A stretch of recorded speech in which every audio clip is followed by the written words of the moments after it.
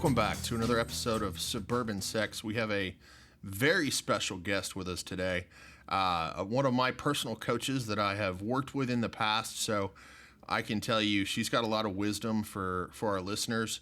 And she's a lot of fun. She's a great human being and, just someone I respect a lot. So I think we're going to have a good time tonight, and we might look back into some past fun stories that I've got to share with her, but I'm excited. So welcome to the show, Rene. Welcome. Thank you for having me.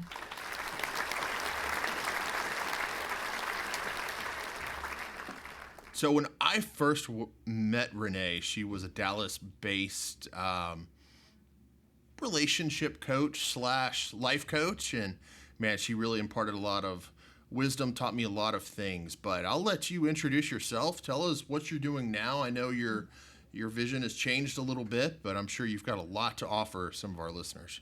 Well, I am still Dallas-based. I'm actually in the Frisco area, and I'm still coaching, working with couples, with singles, doing a little bit of integration work. So that's a somatic practice that is a hybrid of probably about 8 different modalities to help people release trauma and different emotions that are stuck in their body. So I work with people on that consistently. And then my other focus is right around my passion, which is writing and educating through the written word. So I have multiple books coming, one out late October, early November of this year, with a couple more to follow. And next year, there's a lot on the agenda for books.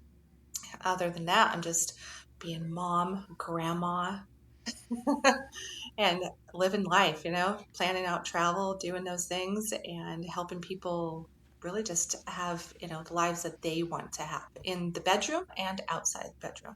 It sounds perfect for our life stage too. I know if for our listeners, if you follow Rene on Facebook, you're just going to get tons of just really massive good advice and wisdom and lots of practical things that will help you. So lots of fun. Now, I know one of the things that we were initially, you and I talked about that we would bring up on the show, there was an article where you talked about some of your experience with polyamory, and it's a little bit different than some of the typical message I see, especially with this podcast. I see sex positive this and sex positive that and pro-lifestyle, pro-polyamory. I don't really see a lot that tells the story you told. So I don't want to tell your story better than you because no one can say better than you. So I'd love to hear just a little bit about your article that I saw on Facebook and to kind of give our listeners an idea of your stance on polyamory with your experience. Well, I love polyamory. I think it's great for the right people. And I think that every monogamous couple should learn how to have polyamorous conversations, because I think that we could all learn a lot from the poly community. Tell me more. Around communication, because if you think about monogamy, we hide a lot under the beds and in the closets and under the rugs. And, there's a lot of cheating going on, and I'm not necessarily talking about the sexual cheating as much as the emotional cheating, the mental cheating, the time cheating, the financial cheating, the lies that we tell the people that we're the closest to. And the poly world, there's a lot of different things, agreements, like what monogamous couple, I've sat down with so many through 2 decades now of working with thousands and thousands of people. And one of the things that I work with them on is, hey, what's your agreements? And they look at me and they go, agreements? What do you mean? Like, we have our marriage vows, like what's an agreement? And, well, what is an agreement? And learning about those kinds of things. What is an agreement? What are those? What are our personal boundaries? Just because I'm married to you or I'm living with you, I'm in a domestic union, doesn't mean that, I lose myself in it, yet we lose ourselves in our relationships, right? So, I think that the poly world definitely can be very educational There's some beautiful things. It is very true that you can have multiple loves at the same time. Love is not something that is, just this small little amount, and we don't have enough to go around. We certainly have enough to go around. I mean, what? I have 7 kids, 6 grandbabies. I got plenty of love to go Wow. around, right? Yeah. Right? You said 3 kids, right? Right. Like, Yeah. you're not lacking on the love. It's not like, oh, I only have this much love to give out today, so you, honey, only get this amount, and you only get that, and oh, sorry, babe. Yeah, it's ridiculous to think that there's limited love. Love is, the opening of the heart and that connection.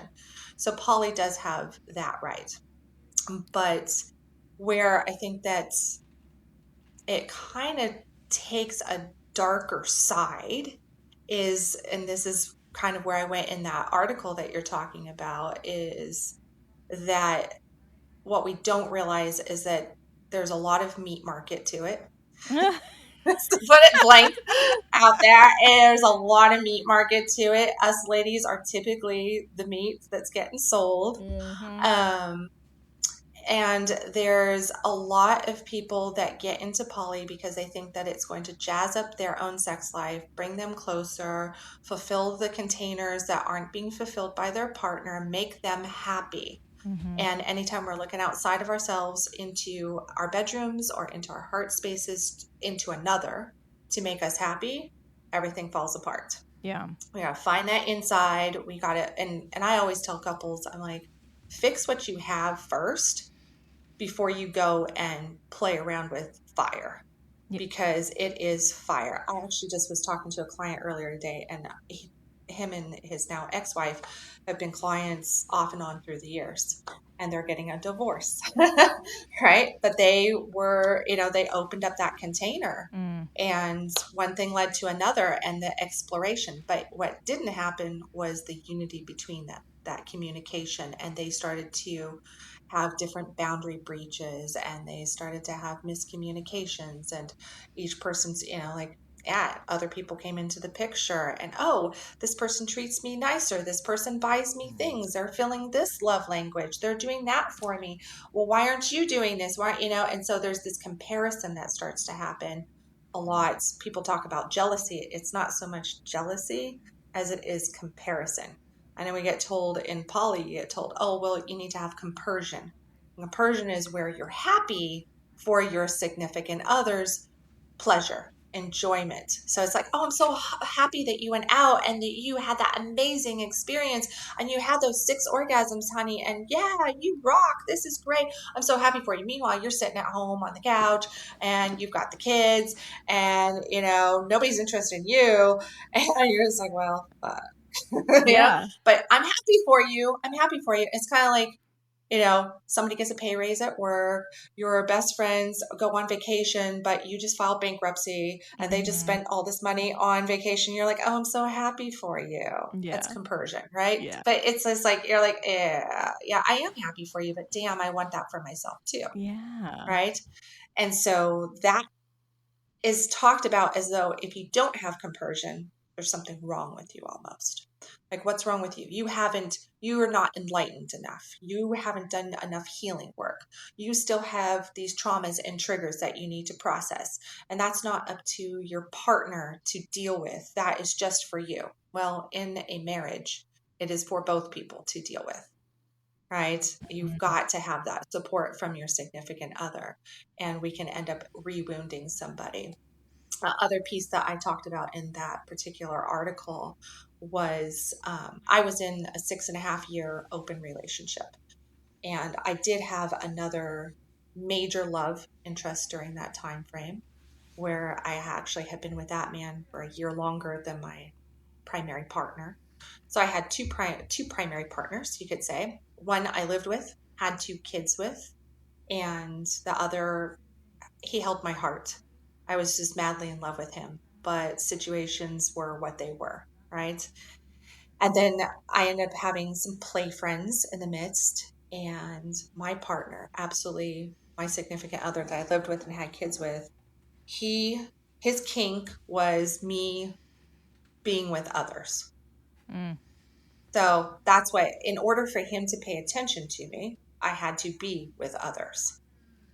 right? Wow. And he wanted to hear the stories, and then he was always pushing the envelope on, pushing the line out there, more and more, like, oh, well, you should do this risque thing and you should do that. And so I did do a lot of things because my boundaries sucked. I Okay. absolutely sucked. I did not realize it in the midst of it. Yeah. I was in it and I didn't know, Okay. and I'm teaching on this stuff, but it's so hard to see when it's right in your own lap, right? It's what's in your own backyard you don't catch until after you move out. So Right. it's like, and I was like, oh yeah, I really messed up there. That wasn't good. But his whole thing was that. So he had one, maybe two people that he would go play with, and it was just sex to him. Like, he would just go get his rocks off and that would be that, and then he'd come back, and that was it. For me, it was emotional. With I had friends with benefits that I enjoyed, but we would go to lunch and we would enjoy conversations and we would take walks together and we would talk about different things, and yeah, sure, we would have sex, but there was plenty of times that we'd just find ourselves laying in bed listening to music, talking about this, talking about, talk about politics, have sex, talk about politics. Yeah, ooh, scary. Especially in today's culture. But yeah, it was, so I had a lot of fulfillment in the relationships that I was building. And he didn't care about any of that. But what he did want was, he always wanted that push, that container pushed out more. And he would be saying, oh, you should go have, a threesome. You should have a gangbang. You should do a blow bang. You should do this. You should do that. All the And it was bangs. always all the bangs. Yeah, all the bangs. He wanted it all with the video footage to go with it. Oh, that's what I was going to So, ask. Was he there? Like, what made him enjoy this if it was your experience? so if he got some of those more risque, excuse me, some of those more risque things, he definitely wanted to be there. Okay. In the one-on-ones, nah, he Yeah. didn't care. Like, whatever, just don't talk to me. You got fulfilled. Now I don't have to give that to you.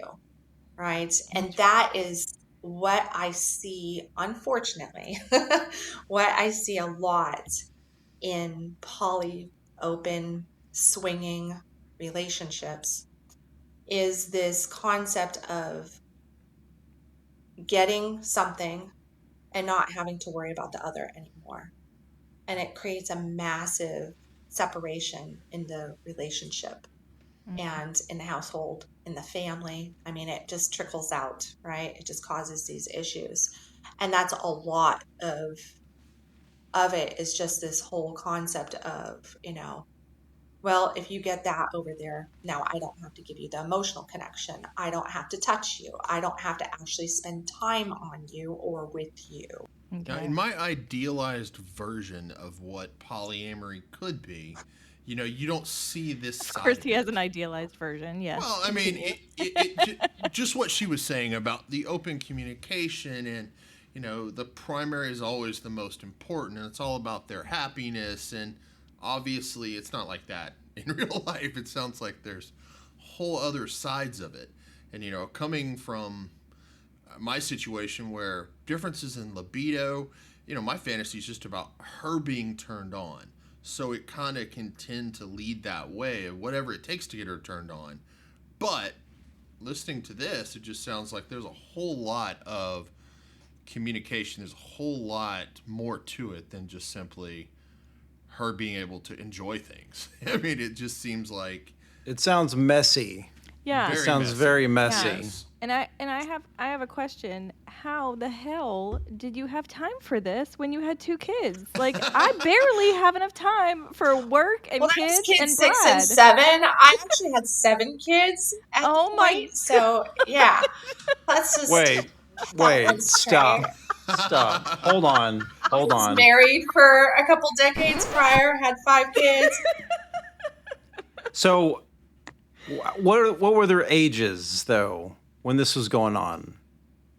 Well, how old were the kids? In the house, my oldest was 16. Okay. Wow. And my youngest, I mean, if you take it down to the 7th one, that would be a newborn baby, potentially, infant. So hold on.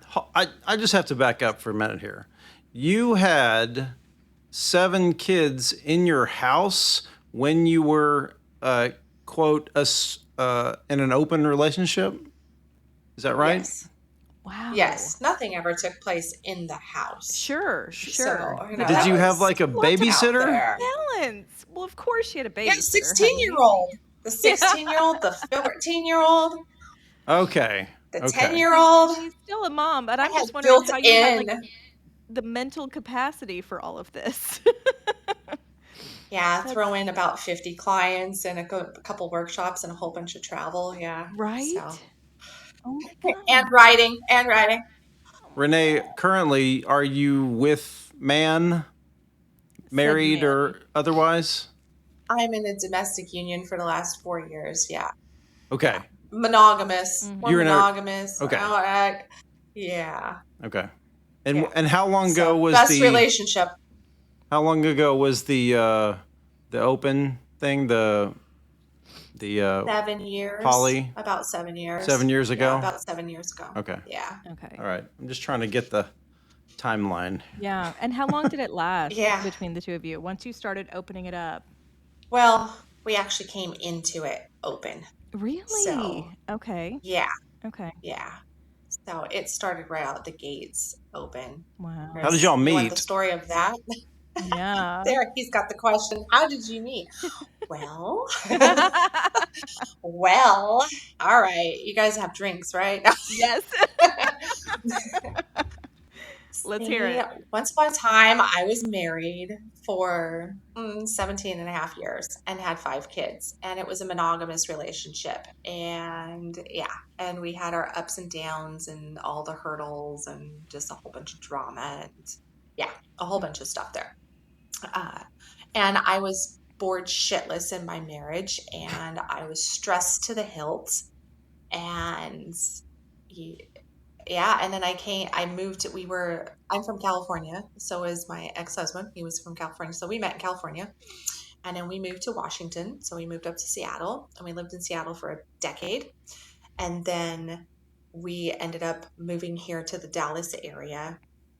And when I had been doing coaching up in the Seattle area. So I was doing nutritional coaching and I was actually doing spiritual based coaching. So I was working with people like this is what my clients get. They get nutrition with me. They get dream interpretation with me. They get spiritual backing. Ooh. I hold my Reiki's master. I did all of this stuff over there. I did quantum touch. I worked with some fantastic teachers in Northern California and all across that region up into the Seattle area. And then we moved here. And when I moved here, I had not had a successful business at that point in time. It was chump change. It was horrible. At best, a lot of it was free. Working for free doesn't pay your bills. Mm-hmm. It just doesn't. So when I moved here, I thought to myself, I'm going to just hit the ground running. And I started signing up for different meetup groups before I even came to Texas. And I went to some meetup groups and everything once I got here. And I played around with what am I going to do? Am I going to focus on nutrition? Am I going to focus on spiritual stuff? I've got this skill, that skill. I've got this bag of skills. Which one do I pick? And I started, I went to a Kabbalah class down in Dallas and I started studying Kabbalah for about 4 years. But I went to a Kabbalah class and Lordy, that thing just woke me up. It activated, I don't know what, but all of a sudden I started figuring out my shit. And I was like, okay. So for our listeners, what's Kabbalah? Just so we can kind of give us some background. Addie doesn't know. Addie doesn't know. Kabbalah, through the Kabbalah University, would refer to itself as the technology of the soul. It is a Jewish faith. It's Jewish spirituality, but it teaches different light-based principles. It's all about working with your ego, seeing your ego for what it is. It's very empowerment-based, very self-growth-based. It's phenomenal. Yeah, there are some interesting rituals, I guess you could say, more religious based, like That's like cool. Purim and things. But Yeah. met some fantastic. Go ahead. No, I was going to say also, if you think that that's what got your shit together, I feel like a lot of moms are like, ding, ding, ding. What is that again? Come on. Worth a Google. There's a lot of sketchy stuff out there. I will say, if anybody looks up Kabbalah, for listeners, go to the Kabbalah University. Okay. They are, yeah, you definitely want to make sure that you have the real deal, because there's a lot of authors and educators out there that say that it's Kabbalah, but it's just a bunch of bunk, and it's kind of mashed in with a whole bunch of other stuff. Just make sure that you go straight to the university itself. And there's classes being held all over the world. So you should be able to find a class. So yeah, so I went there, and literally I think that it just kind of, I probably shifted some trauma or something, because it really started to cause a disturbance in my marriage. That's how you know that stuff is shifting. Yeah. It's just like shit starts hitting the fan, and you're like, okay. And that's what was going on. I mean, we were already struggling in a lot of ways, but this just kind of brought everything up into the light for us, and for me, and thus for him too. But we started just really arguing and fighting, and he thought that I was cheating on him when I was in my Kabbalah class. And I'm like, no, I'm like with my study buddy, which is a woman, and you've met her, and you know exactly where I'm at, like all this kind of stuff. But from that one day, I had this, light bulb go off, and I remembered my high school days. And I was like, wait a second.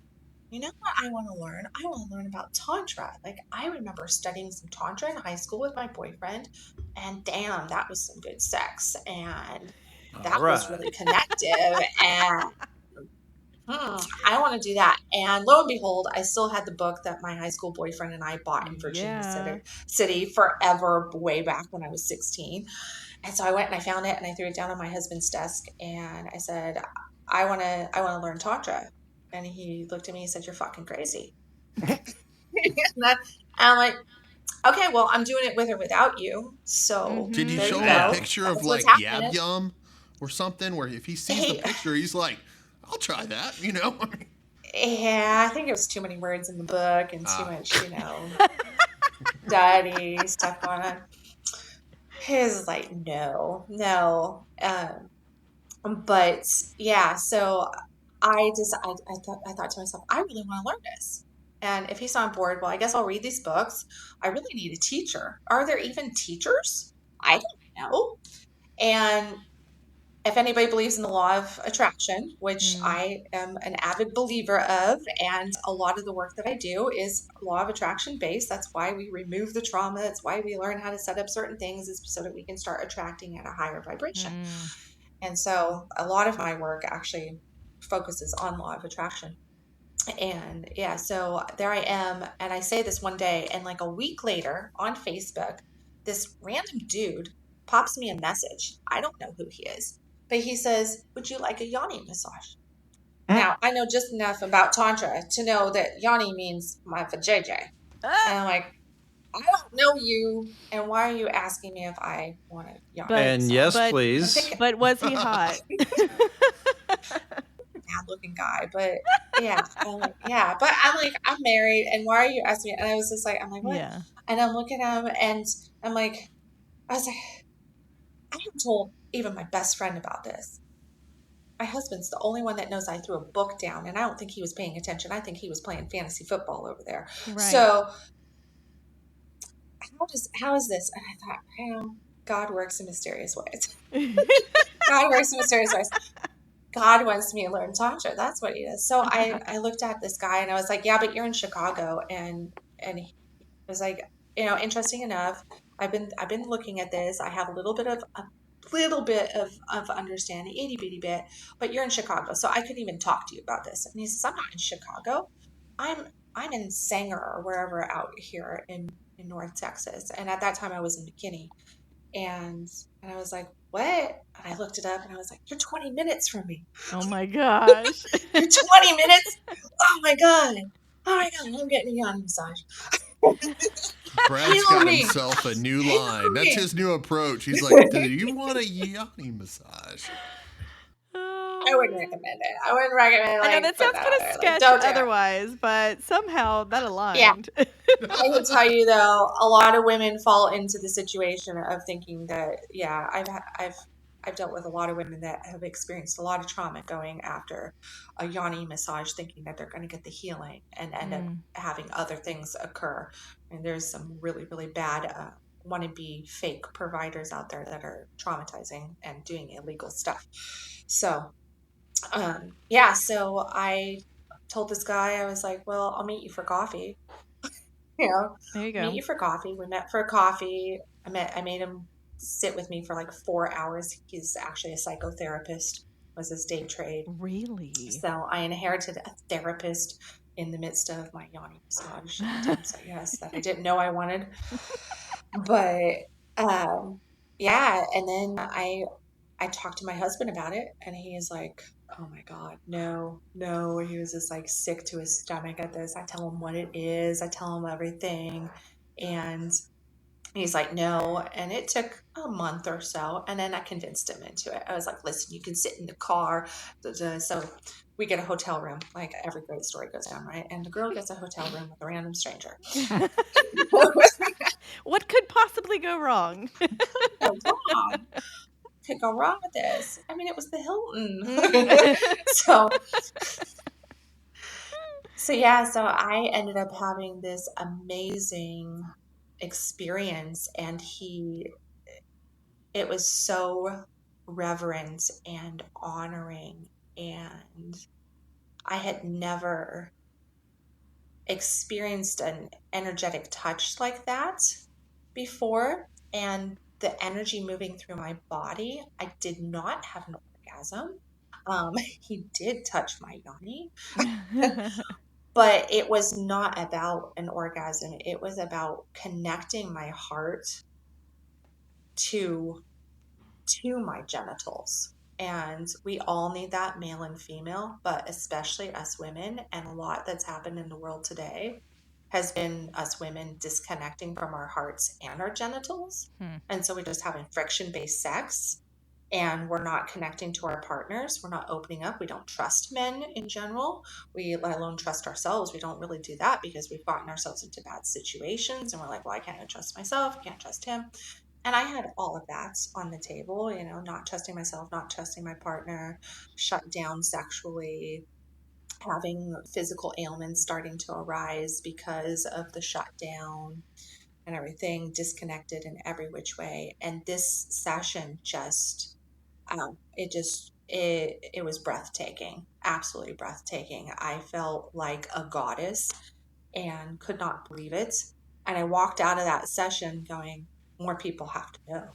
Really? More people have to know this. Like, holy shit. Why am I in my early 30s and just discovering this shit? You know, like, I should have known. I should have, like, really known. And I had, you know, played with this in my high school years, but 16. So what did I know? So yeah, so that really just kind of broke me open. And then one thing led to another. I did not forget the question. How did I meet him? One thing led to another. And before you knew it, I told my husband one day, I said, I want a divorce. Yeah, that happened. That happened. A lot happened in there, but I'll save you the nightmarish tales. So yeah, so this all happened with probably in about 6 months. But as soon as I had that session, 3 months later, I had pushed myself through all the practitionership to learn the tantric skills and to learn all about tantric coaching and body work and massage and energy work and everything. And I was off and going in business. So I started to work with people on moving their energy, on connecting heart to genital and learning different practices. So I went from being a stay-at-home mom that was dabbling in coaching and writing to full-fledged coach, body worker, really helping people, shifting people's shit, as one client called it. You shifted my shit today. It's like, you're welcome. So once I told him that I wanted a divorce, I said, listen, you know, from this moment, we can't afford a divorce. So from this moment forward, we're divorced. You have the office, I have the bedroom. We'll figure this out. Okay. And I turned around and had myself 11 boyfriends because I had nothing else to do. Oh my God, 11 I know. boyfriends. Back to the time, Rene. How do you have time? God brought me this amazing man instantaneously who, again, opened me up. He wasn't a tantric guru. He was Irish. And he just the connection was great. We really enjoyed each other. And then came in the man that I ended up being my second primary in the open relationship. He came in right after that. And I was I wanted to be in integrity. So everybody knew that I was not looking for a domestic union, a committed relationship. I knew that I needed to learn myself. I needed to play because I came out of high school. I had one boyfriend, turned around, got married, had 5 kids, and didn't know shit. Right? Mm-hmm. So here I am in my early 30s and going, I need to learn. I need to learn me. So I knew that I had never really been on a formal date. I didn't know a whole bunch of things. So I just went, the way I do things is I call it front loading it. I'm like, I'm going to just front load this bitch. Here you go. So how do you do that? Okay, 11 boyfriends. That'll work. Let's figure this out. Why not? So how would you juggle 11 different relationships? I mean, 2 sounds like a beating. I'm good at scheduling. I schedule everything. She's organized.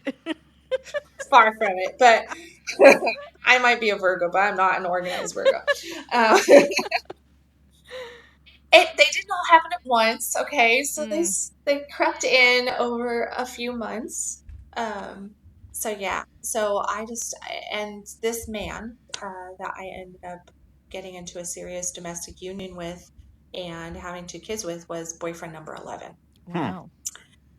So boyfriend number 11 and boyfriend number 2 became the 2 primaries. I slowly started to wean people out. People moved. People got married.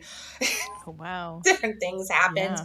All of that. I had a couple people that hung around and, I still saw and was intimate with, but in an open relationship, that was fine. Like my sweet Irishman. He hung out until about 5 years ago. So it was a very long relationship. What, and an original husband, you eventually divorced, or what's? Yeah, we got divorced. Okay. We got divorced, and I had the kids, and he did what he did and went and explored himself. And then I was in this relationship, and truly what got me committed in the relationship was I got pregnant. That'll do it. That's what did it.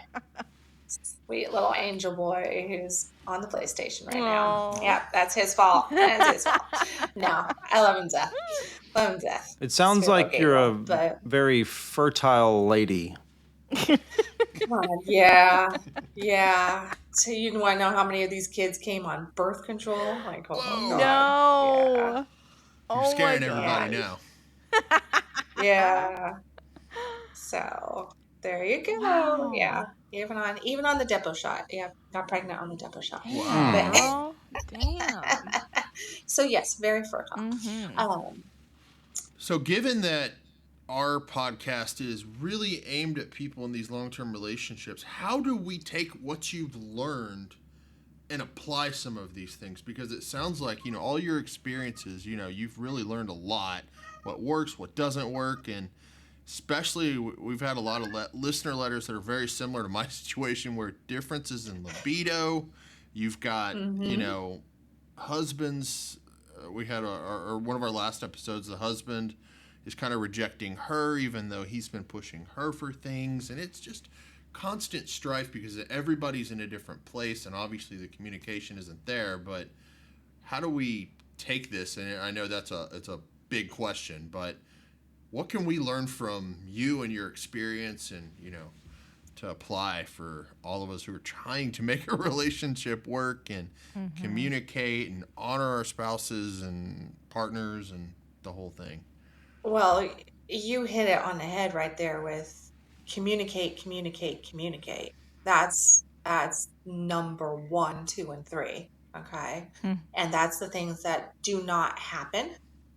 People will say, oh, we communicate. We talk about everything. No, you talk about what your favorite show is. You talk about what to get at the grocery store. You talk about what's going on with the kids. You talk about, did you dropped your socks right there. You talk about these kinds of things. But if you talk about like, hey, honey, I haven't had an orgasm in 3 months, but oh, that's not really getting said. Or if it is said, it's said in a very cruel, contemptful way. So it's already too late, because once contempt gets in the picture, contempt is the one thing you can pretty much work through anything in a relationship. But when you hit contempt, that's just, you don't see too many couples come back from that one. I mean, you're better off having 3 affairs than hitting contempt. It's like, it is really that serious. So if you got contempt in the relationship, I wish you the best. I'll say some Hail Marys, but it's like Dangerous. it's dangerous. I cannot express that. So so communicate. Discuss the things that you feel the most uncomfortable about. The difficult conversations. That's not always around sex. That might be about money. I have one friend, she can't talk to her spouse about finances at all. She's always pocketing money left and right. And he is a yes to her 100%. But she's just like, I got to hide this, right? So that right there is a massive issue, right? I have a client who I've seen off and on, and she sneaks out. She doesn't feel that she can ask for her own private time. So she says, oh, I'm going to the grocery store, but she'll go to the gym. She'll stop and have a drink.